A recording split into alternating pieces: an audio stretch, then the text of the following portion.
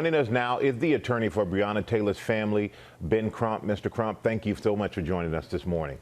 Thank you, Michael. Thank you for having me. And we know that this verdict, it is far from the murder charges Breonna's mother, Tamika, had called for.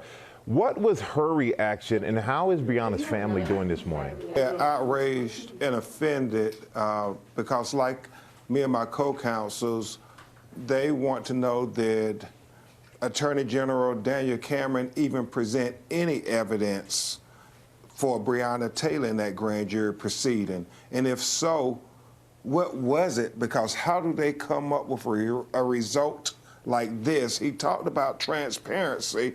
Well, show us what you presented to the grand jury, because obviously Breonna Taylor did not have a voice in that proceeding. According to the Attorney General, no charges were filed against the two officers who shot Breonna because the investigation found that the officers didn't shoot first and that they were justified in returning fire after Taylor's boyfriend fired at them. So what is your response to that?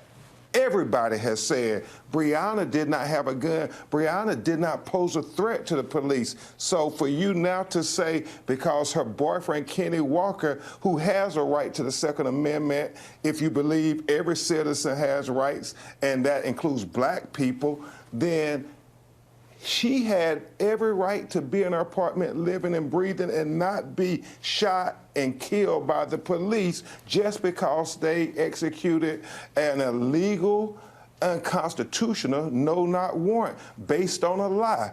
Because we can't forget that Daniel Cameron never presented the context of why the police were at her apartment in the first place. It was based on a lie. One officer was charged, but not for endangering Breonna, but for endangering her neighbors. So does that surprise you?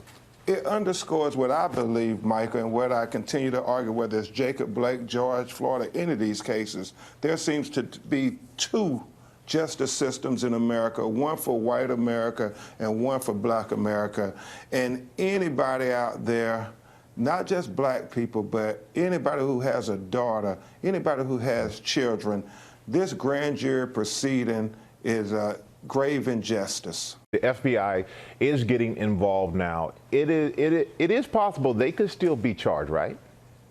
It is very possible they still could be charged. The FBI is investigating. Also, we're encouraging that wanton endangerment charges should be levied because bullets went into Breonna Taylor's apartment. Doesn't her life matter? So we think they should be increased there. And also for the black neighbors. And that's why people are marching and protesting, because they feel like Daniel Cameron did not represent Breonna Taylor's life in that grand jury proceeding. He never mentioned her name in the indictment. And speaking of protests did break out overnight, some peaceful, some not. Two officers were even shot. So what is your message for those who are angry and who are out in the streets? Even though it's righteous anger and Breonna Taylor family is outraged, her mother continues to encourage peaceful protests. She said Breonna Taylor would not have condoned any violence whatsoever.